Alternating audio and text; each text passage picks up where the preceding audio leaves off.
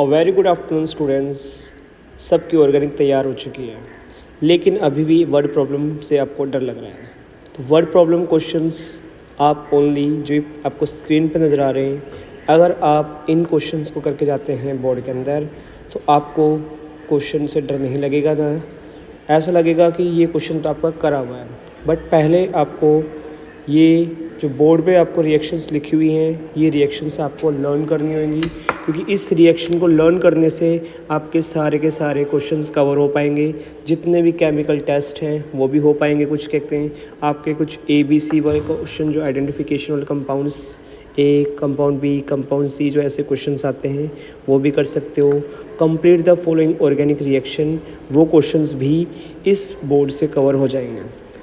मेरी यही रिक्वेस्ट है आप सभी बच्चों से कि अब जिसने जितना पढ़ना था वो पढ़ लिया। ये एक बोर्ड है जिसके ऊपर सारे ऑर्गेनिक की रिएक्शन है, तो क्यों ना इन ऑर्गेनिक के रिएक्शंस को रिवाइज़ करके एक बार फिर से केमिस्ट्री के अंदर कहते हैं तबाही मचाई जाए।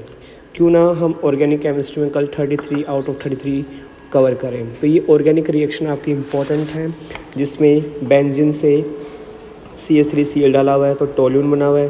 फिर टोल्यून के अंदर 3 रिएक्शंस है, जैसे क्रोमाइल क्लोराइड जो आपके मोस्ट इंपॉर्टेंट है, इसमें डाल रखा है इटार्ड रिएक्शन का रखा है ना, क्रोमाइल क्लोराइड डाला हुआ है। ठीक है, तो ये रिएक्शंस आपकी बहुत ज़्यादा इंपॉर्टेंट है। इनको करते हुए चलो KMnO4 डालोगे और हाइड्रोलिसिस करोगे तो कार्बोक्सिलिक ग्रुप बन जाएगा। फिर इसके अंदर आप अमोनिया डालोगे तो अमाइड बन जाएगा। फिर अमाइड से आप इसमें Br2 और NaOH डालोगे तो हॉफमान ब्रोमाइड डिग्रेडेशन रिएक्शन हो जाएगी, एनिलीन बन जाएगा। फिर एनिलीन में आप इसमें NaNO2 और HCl डालोगे तो डाइज़ोनियम सोल्ट बन जाएगा। फिर डाइज़ोनियम सोल्ट में वार्म वाटर डालोगे तो फिनॉल बन जाएगा।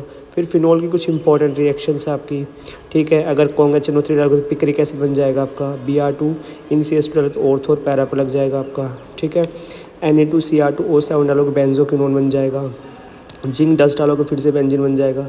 फिर बेंजीन से आप इलेक्ट्रोफिलिक सब्स्टिट्यूशन रिएक्शंस भी कर सकते हो सारी की सारी, ठीक है। तो इससे आपके सारे कन्वर्जन्स हो जाएंगे।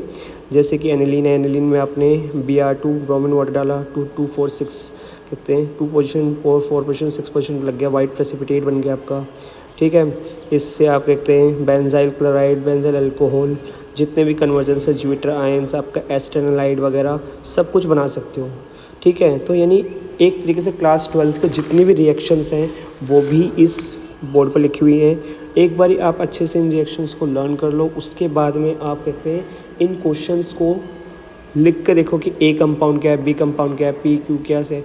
इस टाइप के क्वेश्चन आपको एग्जाम में ज़रूर पूछे जाएंगे।